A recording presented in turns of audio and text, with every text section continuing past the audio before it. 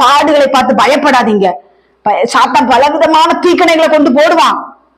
உன் புருஷன் செத்து போவான், உன் மனைவி செத்து போவா, உன் பிள்ளைகளுக்கு இப்படி நடந்துரும், உன் சுற்றுப்புறத்தாருக்கு இப்படி நடந்துரும் அப்படின்னு சொல்லி பயமுறுத்துகிற காரியங்களை கொண்டு வருவான். பயப்படாதீங்க. அவன் பயப்படுத்தக்கூடியவன் தான், பொல்லாத அசுத்தாவி. அதை பயப்படாதீங்க. நீங்கள் பட போகிற பாடுகளை குறித்து எவ்வளவு பயப்படாதே.